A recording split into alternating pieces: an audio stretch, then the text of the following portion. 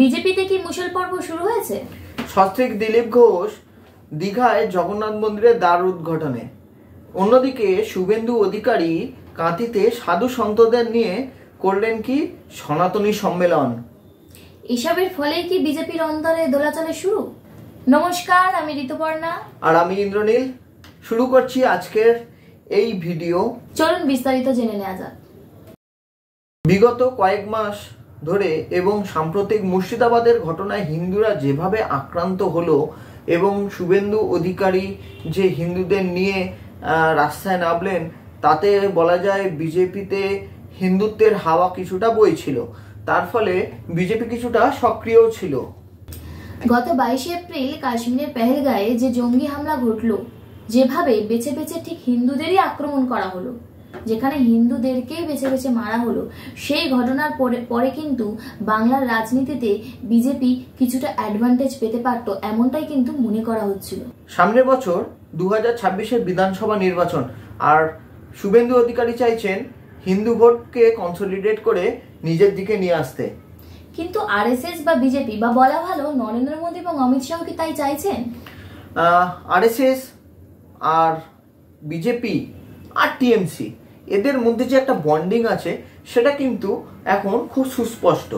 না হলে মুর্শিদাবাদে এনআইএ নিয়ে তদন্ত হলো না কেন?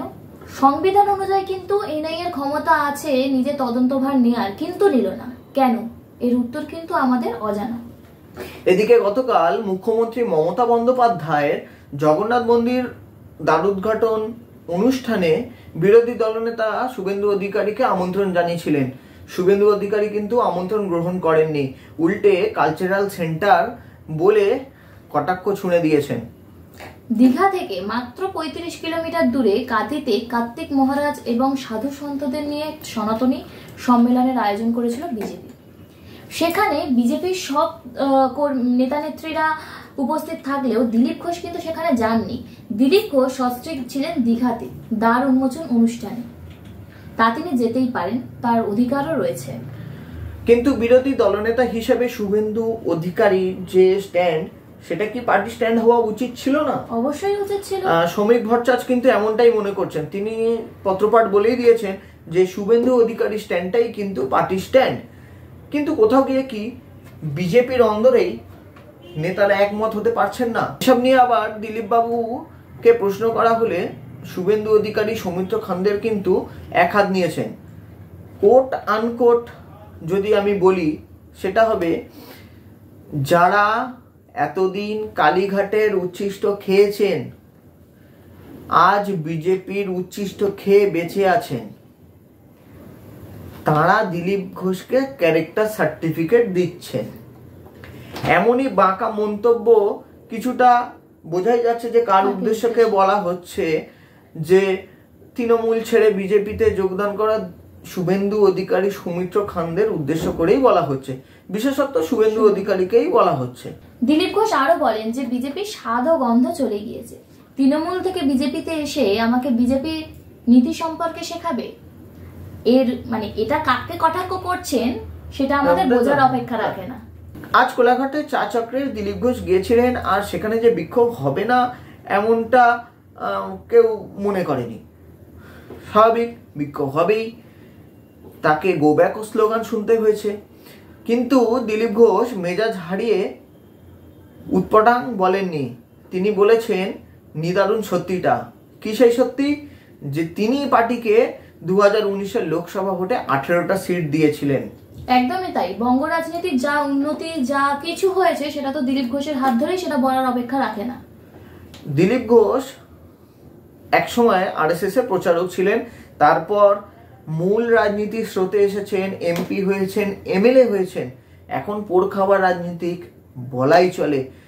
কিন্তু তার সভাপতিত্বেই যে বিজেপির এই উত্থান, এটা তো অস্বীকার করা যায় না। একদমই তাই। কিন্তু এদিকে দেখতে গেলেও শুভেন্দু অধিকারী কিন্তু পরীক্ষিত রাজনীতিবিদ, তাই না? একদমই। তো সেক্ষেত্রে এখন বঙ্গ রাজনীতিতে শুভেন্দু অধিকারীও কিন্তু কম যান না। শুভেন্দু অধিকারী কেন্দ্রিকই কিন্তু হয়ে গেছে বাংলার রাজনীতি। বাংলার রাজনীতি বলা ভালো যে বিজেপির রাজনীতি, বিজেপির রাজনীতিতে একদম বিরোধী দলনেতা হিসেবে তো সবাই শুভেন্দু অধিকারীকেই চেনে। যতই দিলীপ ঘোষ আরএসএস বা বিজেপির কাছের লোক, নিজের লোক হোক না কেন, ভোটের রাজনীতিতে কিন্তু শুভেন্দু অধিকারী এগিয়ে দিলীপ ঘোষের থেকে। এই যে নেতৃত্বের পরিবর্তন, আগে কর্মীরা দিলীপ ঘোষ জিন্দাবাদ বলতো, এখন সেখান থেকে অনেকটা শিফট হয়ে গিয়ে শুভেন্দু অধিকারী জিন্দাবাদ বলে। দিলীপ ঘোষকে সেই মতো আর এখন ফোরফ্রন্টে দেখাও যায় না, যার ফলে দিলীপ বাবু কি কোথাও অনিশ্চয়তায় ভুগছেন? হতেই পারে। বা দিলীপ ঘোষ কি ভালোভাবে ব্যাপারটা নিচ্ছেন না? বিজেপির চালিকা শক্তি ওই নাগপুরে আর কি, আর বিজেপির সদর দপ্তর নয়াদিল্লি, তাদের কি পার্টি স্ট্যান্ড সেটা কিন্তু এখনো স্পষ্ট নয়। এতে লাভ কার? এতে আদতে লাভ কার? এদিকে বুথ লেভেলের কর্মীরা মার খাচ্ছে, জেলে পর্যন্ত যাচ্ছে, আর কোথাও কোথাও আবার সংগঠনও এখন ঠিকঠাক নেই। সেখানে দাঁড়িয়ে, এই অবস্থায় দাঁড়িয়ে তু তু ম্যা করাটা কি খুব প্রয়োজন ছিল? মনে হয় না। কর্মীরা কিন্তু কিছুটা দ্বিধা বিভক্ত হবে যে কার সাথে যাব, শুভেন্দু অধিকারী নাকি দিলীপ ঘোষ? এতে লাভ কার? দিলীপ ঘোষ নাকি শুভেন্দু অধিকারী নাকি অন্য কেউ? জানাবেন আপনারা কমেন্ট সেকশনে। আজকের মতো এই ভিডিওটা এখানেই শেষ করছি। চ্যানেলটা সাবস্ক্রাইব করতে ভুলবেন না। ততক্ষণ ভালো থাকবেন, সুস্থ থাকবেন, আর আমাদের ভিডিওটা ভালো লাগলে একটা লাইক, কমেন্ট, শেয়ার করবেন।